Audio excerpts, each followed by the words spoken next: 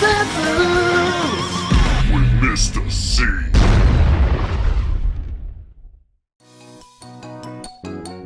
Hey guys, and welcome to the first episode of Life Lessons with Mr. C. Today, we're going to be learning the best ways to do things with glue. Now, let's get something straight. Glue is a sticky subject, and one that might need you to peel your teacher off of the ceiling. We're going to be looking at 5 different things that can make yours and your teacher's lives a little bit easier. But before we begin, if you learned something useful today, then don't forget to like and subscribe. Okay, here we go. Glue is expensive, and for whatever reason, if your teacher puts out 5 new glue sticks at the beginning of the day, at least 2 of them will go missing by the end of it. Am I right? Probably. So let's make them last a little bit longer, shall we? Number 1. Right, children, please can you glue these sheets into your books?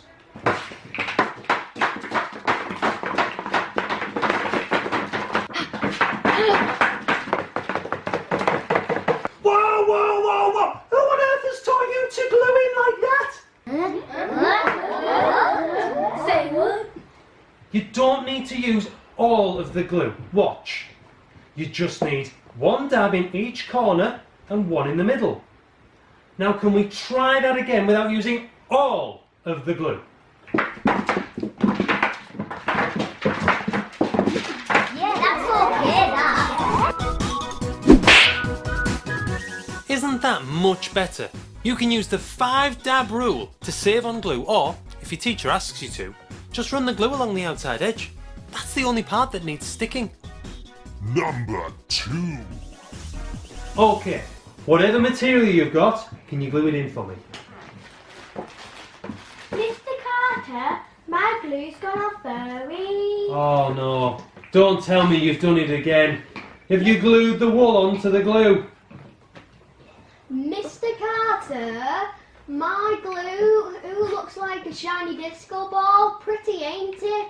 Oh, have you done it again too? What have I told you? If you've got materials that stick to the glue, stick your paper or card first and then put the material on top and you'll save the glue.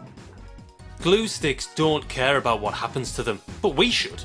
If you have something fiddly to stick on, or something that can tear or peel off like cotton wool, then glue the base material first and stick it onto that instead. Number 3. Okay, now we've finished with our worksheets, we're going to stick them in. Do I dare ask you to just stick them in? Yes, Mr. Carter. Don't worry, we know what we're doing. Okay then, off you go. Nailed it. Yes!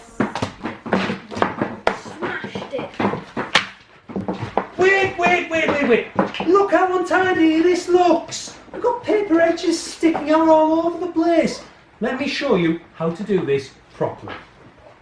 Before you start sticking anything down, look to see how big it is first and whether it will fit onto your page or not without folding it.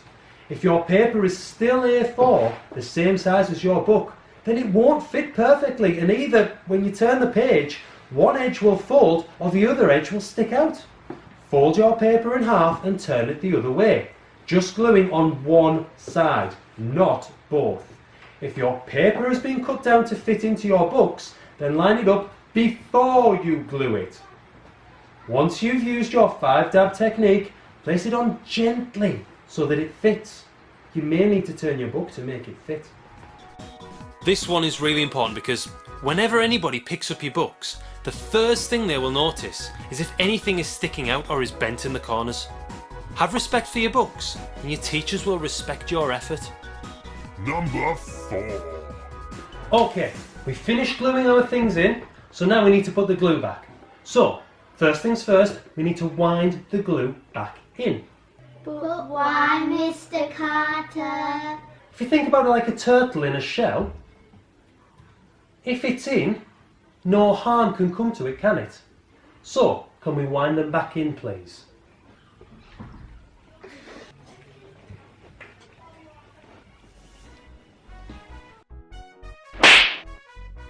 Leaving glue unwound, even with the lid on, can still make it dry out. Always make sure you wind it back in like in the video. Number 5. Right, so all that's left to do now is to put our glue lids on. But Mr. Carter, mine doesn't have a lid. Then it is doomed for all eternity. May its soul rest in peace. Should I just go and get one from the spares? Yeah, I think that will be best. Now, when you put your lid on, make sure it goes all the way down. If your glue is unwound, then it won't go all the way down. You should hear a snap or a click, and if you don't, run your finger around the outside edge to make sure that it's all the way down. But Mr. Carter, all I could find was a pen lid. Putting the lid back on the glue is incredibly important. This is the main reason why glue is wasted, which is why it is essential that if you lose a lid, you find a replacement. So, those were 5 ways of making your life and your teachers' lives a little easier when it comes to glue. To help remind you, I've got a little song so that you don't forget. When you've watched it through, take it back and sing it again.